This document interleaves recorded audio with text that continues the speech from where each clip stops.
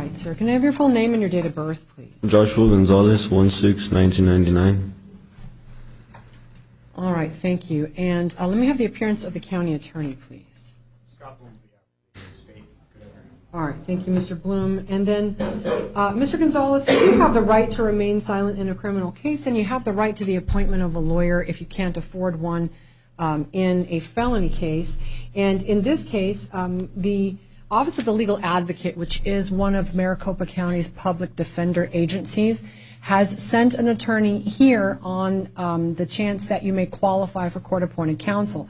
It looks like they did not give you the financial profile. I'm not sure why, but it doesn't appear that you were interviewed for the financial profile by pretrial services. If you're willing to answer a couple of questions for me now, I may be able to appoint counsel for you in this case. Would you like to do that? Yes.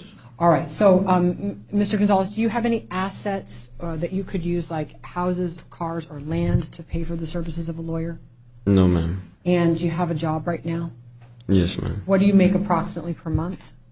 $2,000. And how many people do you support on that salary? 2. Do you have any other assets, like bank accounts, that you could use to pay for a lawyer? Not at the moment.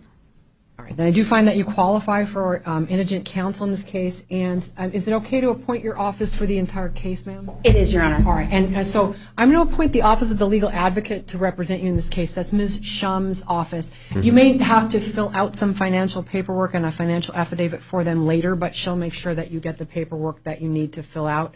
But I am appointing the Office of the Legal Advocate to represent you in this case. All right. You have been accused of murder in the first degree, a Class 1 felony. 3 allegations of aggravated assault with a deadly weapon or dangerous instrument. Those are Class 3 felonies. Also 1 allegation of tampering with, destroying, or altering physical evidence. That's a Class 6 felony. All right.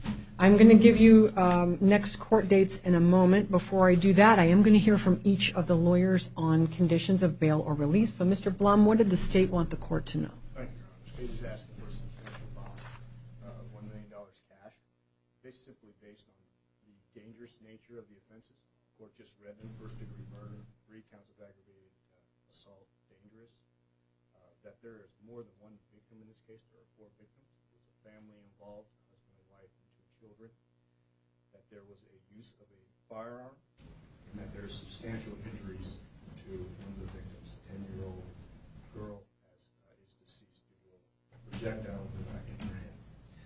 Also, the state believes there is a slight risk because the defendant was seen what police believe to be concealing his vehicle at the time of the arrest.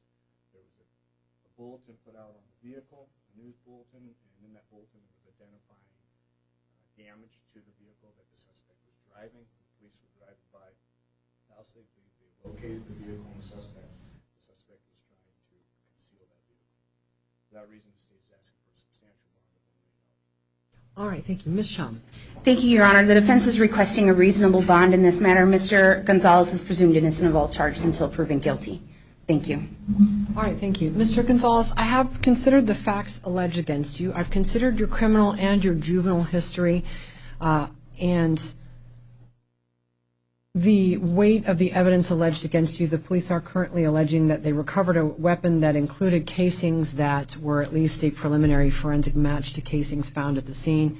Weighing all of those factors, the court does believe that you pose a substantial potential risk of danger to persons in the community and a flight risk. So bond will be set in your case at $1 million. That is cash only.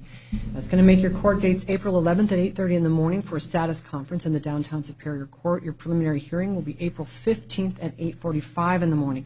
You have written release conditions. You're ordered to comply with all of them if you do post the bond. These include no going to the scene of the alleged crimes, no contact with any alleged victim or with the deceased victim's next of kin, no weapons, no drugs, no alcohol. If you please step to your right, you can sign on the pad for the clerk, and he'll give you a copy of your paperwork. Thank you. Thank you, and thank you to both counsel.